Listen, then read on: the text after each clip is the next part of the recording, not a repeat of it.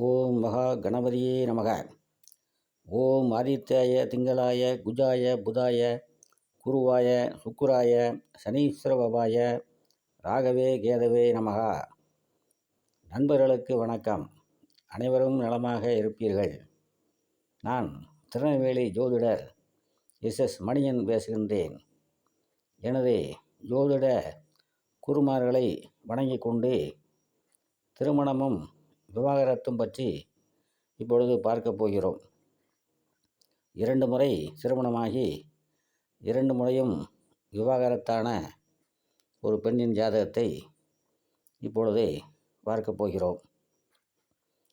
சுமார் 30 வருடங்களுக்கு முன்பு நான் ஒரு பெண்ணின் ஜாதகத்தை பார்த்திருக்கிறேன்.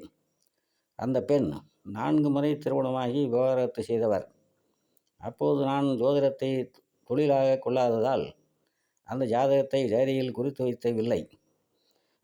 மிகவும் தெரிந்த நல்ல வசதியுள்ள அந்த பெண் அவர்களுடைய வாழ்க்கை இப்படி இருக்கிறதே என்று நான் கவலைப்பட்டது கூட உண்டு.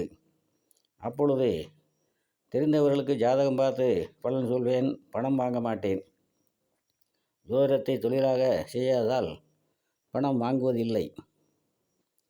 பல வருடங்கள் ஆகிவிட்டபடியால் அந்த பெண்ணின் ஜாதக விவரங்கள் நினைவில் இல்லை. எதற்கு சொல்கிறேன் என்றால், முன்னாடியே இப்படிப்பட்ட ஜாதகத்தை பார்த்திருக்கிறேன் என்பதற்காக சொல்கிறேன். திருமணம் என்பது 1000 காலத்து பயிர். ஒருவருக்கொருவர் விட்டு கொடுத்து கடைசி மூச்சு உள்ளவரை ஒற்றுமையாக சந்தோஷமாக இருக்க வேண்டும் என்று சொல்லி வாழ்த்துவார்கள். அந்த காலத்தில் விவாகரத்து என்பது எங்கேயாவது ஒன்றிரண்டு அத்தி பூத்தார் போல நடக்கும். இப்பொழுது குடும்ப நல கோர்ட்டுகளில் வழக்குகள் விவாகரத்து கேட்டு அதிகரித்து விட்டதாக தகவல்கள் தெரிவிக்கின்றன. இதற்கு காரணம் என்ன? ஜாதக கிரக அமைப்புகள் காரணம் என்று ஜோதிடர்களாகிய நாம் சொல்வோம். சமூகத்தில் மாற்றங்கள் ஏற்பட்டிருக்கின்றன. பெண் விடுதலை, பெண் சுதந்திரம் என்று சொல்லி நிறைய பெண்கள் மாறி வருகிறார்கள். அவர்களுக்கு ஆண்களை அனுசரித்து போக விரும்பவில்லை என்றும் சமூக மாற்றம்தான் காரணம் என்றும் சொல்பவர்களும் உண்டு. அதற்காக இப்போது உள்ள எல்லா பெண்களும் அப்படி இல்லை. அதை நாம் மறுக்க முடியாது. நாம் ஜோதிடம் பற்றி கருத்துக்களை சொல்லி வருவதால் ஜோதிட ரீதியாகவே இதை ஆராய்வோம். நான் இப்பொழுது உதாரண ஜாதகமாக காட்டியிருக்கும் பெண் மிகுந்த வசதியுள்ள குடும்பத்தில் பிறந்தவர். இவரது தந்தை அரசு அதிகாரியாக உயர் பதவியில் இருந்தவர். அவர் எனக்கு தெரிந்தவர்கள் என்பதால் 2018ஆம் ஆண்டு நடந்த முதல் திருமணத்திற்கு என்னை அழைத்திருந்தபடியால் நான் திருமணத்துக்கு சென்றிருந்தேன். மிகவும் ஆடம்பரமாக பல லட்சம் ரூபாய் செலவில் பிரம்மாண்டமாக திருமணம் நடந்தது. அப்போது என்னிடம் அவர்கள் ஜாதகம் பொருத்தம் பார்க்க எதுவும் பார்க்கவில்லை. யாரிடம் பார்த்தார்கள் என்றும் தெரியவில்லை.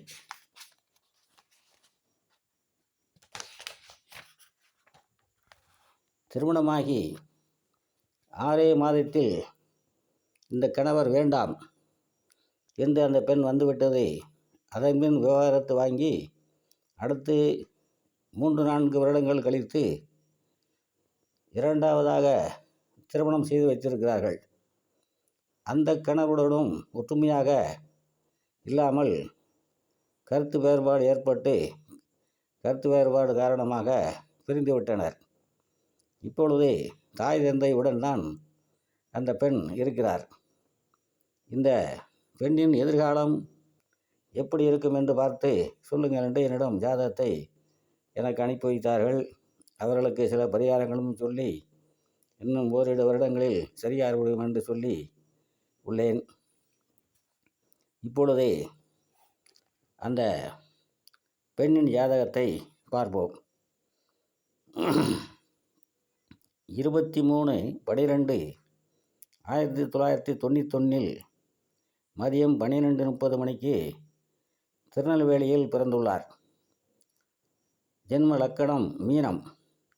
4 கேது, 5 சந்திரன் ஆட்சி, லக்னாதிபதி வியாழன் 6, 8 சுக்கிரன் ஆட்சி, 9 செவ்வாய் ஆட்சி, கூடவே புதன் இருக்கிறார்.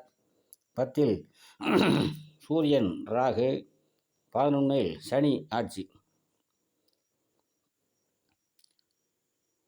பூசம் நட்சத்திரத்தில் 1ஆம் பாதத்தில் பிறந்தவருக்கு சனி திசை முழுவதுமாகவே இருக்கிறது. ஒரு 10 நாட்கள் மட்டும்தான் கம்மியாக இருக்கிறது. மற்றபடி 19 வருடங்கள் வயது வரை சனி திசை தான் நடந்துள்ளது. இப்பொழுது முதலில் லக்னாதிபதி லக்கணத்திற்கு 6 நண்பரான சூரியன் வீட்டில் அமர்ந்து சூரியன் வியாழன், அதாவது வியாழனின் இன்னொரு வீடான தனுசில் இருந்து பரிவர்த்தனை ஆகிறார்கள். ஆகவே லக்னாதிபதி உபயலக்கணத்துக்கு 6 மறைவது நல்ல அமைப்பு தான். நண்பரான சூரியன் வீட்டில் இருப்பதும் சூரியனும் வியாழனும் பரிவர்த்தனை இருப்பதும் லக்னாதிபதி பலமாக இருப்பதையே காட்டுகிறது.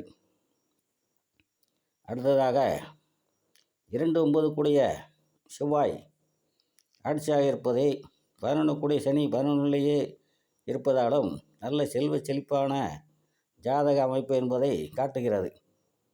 தந்தை ஸ்தானமாக 9ஆம் இடத்தில் செவ்வாய் ஆட்சியாகி, செவ்வாய் அதிகார பதவியை குறிக்கக்கூடிய கிரகம் என்பதாலும் லக்கணத்துக்கு 10 சூரியன் திக்பலமாக ராகுவுடன் சேர்ந்து 9க்கு 2 இருப்பதும் தந்தை உயர் பதவியில் அரசு அதிகாரி ஆக இருந்தார் என்பதை சுட்டிக்காட்டுகிறது. சூரியனுக்கும் ராகுவிற்கும் வியாழ பார்வை இருப்பதும் இதை உறுதிப்படுத்துகிறது. எல்லாம் சரிதான். திருமண வாழ்க்கை மட்டும் ஏன் சரியாக அமையவில்லை என்று பார்த்தோமேயானால், குடும்பஸ்தானமாகிய 2ஆம் இடத்தை 8 கூடிய சுக்கிரன் ஆட்சி பெற்று பார்ப்பதும், சந்திரனுக்கு 7ல் சனி இருப்பதும், அதுவும் சனியின் சாரத்தில் சந்திரனும் சந்திரனின் திருவோணம் நட்சத்திர சாரத்தில் சனியும் இருப்பதும் புணர்வு தோஷத்தையும் உண்டாக்குகிறது. புணர்வு தோஷம் கொண்டவர்கள் குழப்பவாதியாக இருப்பார்கள், முடிவெடுக்க திணறுவார்கள் என்பது அனைவருக்கும் தெரிந்த விஷயமாக இருக்கும். சுருக்கமாக சொல்லப்போனால், சந்திரனுக்கு 7ல் சனி இருப்பது திருமண வாழ்க்கையை பாதிக்கக்கூடிய ஒரு அமைப்பாகும். அது மட்டுமல்லாமல் 8ஆம் இடத்தில், அதாவது மாங்கல்ய ஸ்தானத்தில் இருக்கக்கூடிய சுக்கிரனை சனி 10ஆம் பார்வையாக பார்ப்பது மாங்கல்யத்தை நிலைக்க விடாமல் தடுக்கும் ஒரு அமைப்பாகும். இங்கே லக்னாதிபதி வலுப்பெற்று இருப்பதால் ஜாதகியின் ஆயுளுக்கு பங்கமில்லை. நல்லா கவனிங்கள் நண்பர்களே. ஒரே ஒரு அமைப்பால் மட்டும் சம்பவங்கள் நடந்து விடுவதில்லை. மேலும் பார்த்தோமேயானால், 7 கூடிய புதன் தன் வீட்டுக்கு பகை வீடான பகைக்கிறதுடன் சேர்ந்திருப்பது, தன் வீட்டிற்கு 3ல் மறைவு பெற்று செவ்வாயுடன், அதாவது பகைக்கிறதுடன் சேர்ந்து பகை வீட்டில் இருப்பது, அந்த புதன் சனியின் சாரத்தில் இருப்பது, அந்த புதனின் தசை நடப்பில் இருப்பது, அதாவது 19 வயது வரை சனி திசை முடிந்து 36 வயது வரை புதன் திசை நடைபெறுகிறது. அது இந்த புதன் திசை முக்கிய காரணமாகும். விரிவாக சொல்ல போனால், செவ்வாயுடன் புதன் சேர்ந்திருப்பதால் செவ்வாய் 7ஆம் வீட்டிற்கு பொறுத்தவரை 3 வீட்டுக்குடைய பாவி ஆகிறார். ஆக புதன் திசையில் செவ்வாயும் களத்திர பாவத்திற்கு கெடுதல் செய்கிறார். புதன் சனியினுடன் நட்சத்திர சாரத்தில் இருப்பதால் சனியின் இயக்கமும் நடக்கும். சனி 3ஆம் பார்வையாக லக்கணத்தையும் 7ஆம் பார்வையாக 5ஆம் இடத்தையும் 10ஆம் பார்வையாக 8ஆம் இடத்தையும் பார்க்கிறார். லக்கணத்தை பார்ப்பதால் ஜாதகின் மனதை பாதிக்கிறார். சந்திரனை பார்ப்பதால் மனமும் பாதிக்கப்படும். 5ஆம் இடம் புத்திரஸ்தானம் ஆவதால் புத்திர தடையும் ஏற்படுத்துகிறார். 8ஆம் இடத்தை பார்ப்பதால் மாங்கல்யம் நிலைக்காமல் தடைபடக்கூடிய அமைப்பை ஏற்படுத்துகிறார். ஒரு கிரகம் தசை நடத்தும் பொழுது எந்த நட்சத்திர சாரத்தில் இருக்கிறதோ அந்த கிரகமும் இயங்கும். அவற்றின் செயல்பாடுகளும் ஆதிபத்திய பலன்களும் பார்வைப்பட்ட பலன்களும் பார்வைப்பட்ட இடங்களின் பலன்களும் நடக்கும். நவாம்சத்தில் புதனுடைய மிதுன வீட்டில் சூரியன் இருக்கிறார். அடுத்ததாக நவாம்ச இடத்துக்கு வந்து விடுவோம். நவாம்சத்தில் புதனுடைய மிதுன வீட்டில் சூரியன் இருக்கிறார். ஆகவே தசானந்தனுடைய நவாம்ச வீட்டில் எந்த கிரகம் இருக்கிறதோ அந்த கிரகத்தின் ஆதிபத்தமும் இயங்கும். அந்த தசையில் மட்டும் இயங்கும். இங்கே சூரியன் ஆறுக்குடையவராகி 6ஆம் இடமான வம்பு வழக்கு பிரிவினை கொடுக்கக்கூடிய இடத்தில் அந்த அதிபதியாக இருக்கிறார். ஆகவே இப்படி பல வழிகளில் 7ஆம் இடத்திற்கு சாதகமான பலன்கள் நடைபெறாததால் அந்த ஜாதகிக்கு 2 முறை திருமணமாகியும் விவாகரத்து ஆகியிருக்கிறது.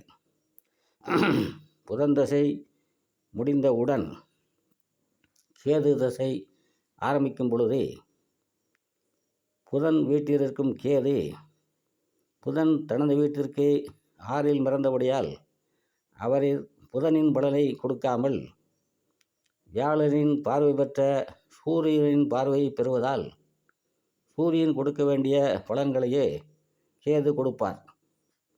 சூரியனின் வீட்டில் நவாம்சத்தில் ராகுவும் சந்திரனும் இருக்கிறபடியால் 5, 10ஆம் இடங்கள் இயங்கும் பொழுது களத்திர ஸ்தானத்துக்கு பாதகமான பலன்கள் மாறி நல்ல பலன்கள் நடக்கும்போது 3வது திருமணமாகி சூரியன் 8 சுக்கிரனுடைய போராட நட்சத்திரத்தில் இருப்பதால் வெளியூர் அல்லது வெளி மாநிலங்களில் செட்டிலாகி நல்லவிதமாக இருப்பார்கள் என்பதை காட்டுகிறது.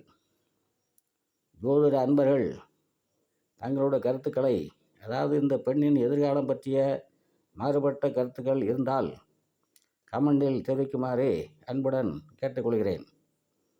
எனது பதிவை பிடித்திருப்பவர்கள் லைக் செய்யவும், கமெண்ட் செய்யவும், சப்ஸ்கிரைப் செய்யாதவர்கள் சப்ஸ்கிரைப் செய்யவுமாறு அன்போடு கேட்டுக்கொள்கிறேன். இத்துடன் இப்பதிவை நிறைவு செய்கின்றேன்.